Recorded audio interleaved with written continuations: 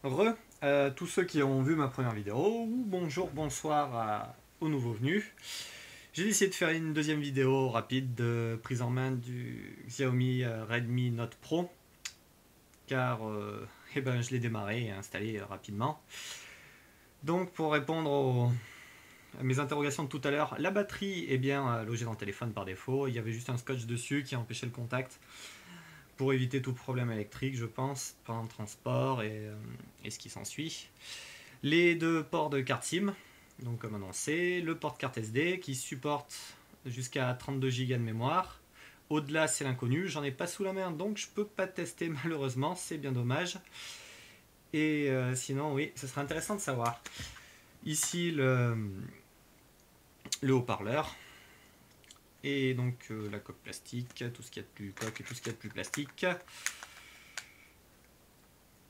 Donc, bienvenue sur MyUI V5, grosse force d'Android, n'importe quoi, de Xiaomi. C'est la personnalisation rapide du téléphone. Je l'ai installé il y a même pas une heure. Premier démarrage du téléphone il y a une heure. Et j'ai déjà mis mes pantoufles, installé dans le canapé.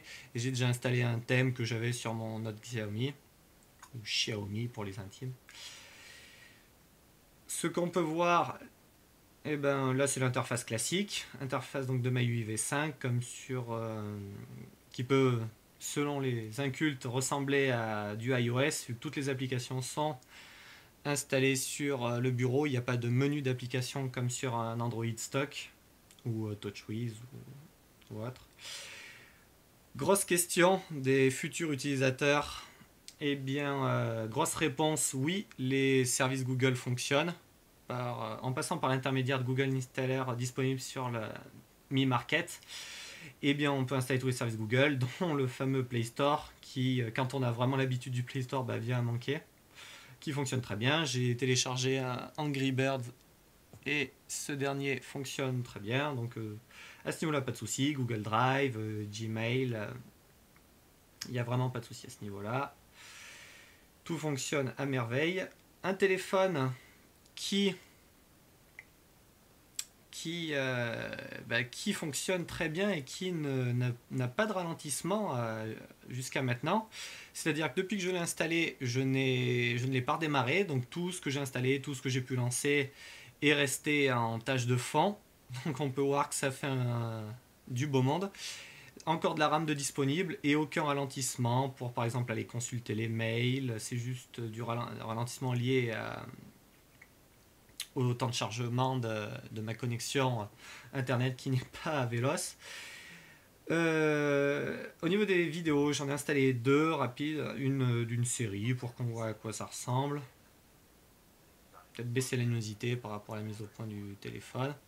Le lecteur par défaut fonctionne bien car je crois que c'est du DivX et il l'a reconnu sans se poser de questions. Les sous-titres sont intégrés par défaut à la vidéo donc je pense pas qu'il y ait de problème lié aux sous-titres dans ce cas-là.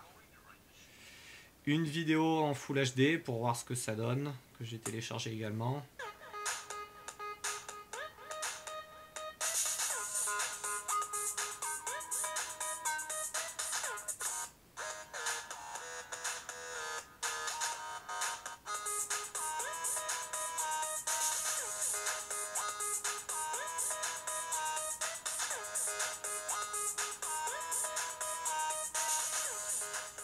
Voilà, donc ça fonctionne très bien. Sortie de la vidéo instantanée. Enfin, aucun ralentissement pour dire qu'il y a un nombre conséquent d'applications qui sont lancées. Est-ce que ça va tenir sur la durée avec plein d'applications lancées en tâche de fond? Ça, je ne saurais pas dire. Mais c'est vachement encourageant pour le moment. Qu'y a-t-il à dire d'autre? Oui, j'avais oublié de préciser dans la première vidéo que ça peut être intéressant aussi. La mémoire par défaut est de 8 Go et il faut savoir que la quantité disponible pour l'utilisateur est de 5,36 Go, donc il n'y a pas de question à se poser. Il est évident que la carte micro SD se fera sentir, car, car pour peu qu'on écoute beaucoup de musique, qu'on regarde beaucoup de vidéos, il y a un moment où ça va pas passer. S'il y a que de l'applicatif et quelques musiques, 2 gigas de musique, 1 giga de vidéo, bon là il n'y a aucun souci à avoir. Mais si en plus on essaie de faire des photos, ça va poser problème. Le capteur photo justement est vraiment à la traîne niveau réactivité par rapport à ce qui se fait sur le Mi Flip, sur les ténors du genre. Prise de mise au point et prise de photo assez lente. À voir en conditions de lumière très bonne le jour pour voir de la qualité des photos. Je peux pour l'instant pas dire ce qu'il en est. En mode vidéo, le mode vidéo lui se défend pas trop mal. À voir là aussi 2 jours. 2 jours. Ouais, un petit temps pour l'enregistrement. Bon, rien de bien grave hein, pour ce prix-là, ce niveau de prix-là. On cherche pas. Je pense pas que les personnes achetant ce téléphone-là recherchent un photophone. Il n'y a pas de secret pour avoir un très bon photophone. Bah, faut sortir plus d'argent. Qu'y a-t-il à dire sinon? Eh bien, déjà, s'il y a des questions, n'hésitez pas à les poser. Je me ferai un plaisir d'essayer d'y répondre dans la mesure de mes compétences parce que tout simplement au niveau Android, je suis pas un crack. Au niveau Xiaomi, encore moins. C'est que mon deuxième produit Xiaomi. Ça risque pas d'être le dernier, tellement cette marque m'a convaincu.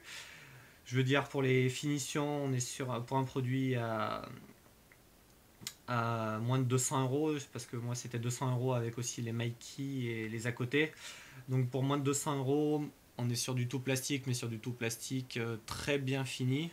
Enfin, moi je suis pas anti-plastique, je trouve que quand c'est fini comme celui-là, il n'y a vraiment pas de doute à se poser, de questions à se poser. Le bezel est assez bon. Bon, c'est pas un LG G2, mais c'est assez bon. L'écart entre le haut et sur les côtés est bien géré. Pas trop fin. Peut-être que si on le prend à une main et qu'on a tendance à s'accouder au niveau du pouce pour pas que ça puisse faire des fausses manips. Mais très bien géré. Une autonomie qui sans doute sera très très bonne vu la capacité de l'accumulateur et la définition de l'écran. Là, ça sera également attesté sur la durée, mais il n'y a pas de souci à avoir. Déjà que sur les autres appareils Xiaomi, il n'y a vraiment pas de problème. Donc, en définitive, pour le secteur de la phablette, car pour l'entrée de gamme et le milieu de gamme, il y a le Moto G et autres qui sont bien implantés. Mais pour une phablette à ce niveau de prix-là, je pense que c'est vraiment un des, si ce n'est le numéro 1 qui puisse être possible d'avoir. En prise en main, la prise en main bonne. C'est du plastique lisse, donc forcément ça sera moins bon que sur une soft touch type Moto G ou un téléphone de genre là. Même mon ancien X10 qui date de Mathusalem a une prise en main un peu plus intéressante avec le soft touch, mais là aussi, pourquoi pas acheter une coque ou une autre protection qui pourra améliorer ça et en plus protéger le téléphone. Fonction téléphone, pas encore essayé. J'ai pas encore essayé de mettre ma carte SIM, mais je me fais pas de soucis là-dessus. Le téléphone est bien doublé CDMA.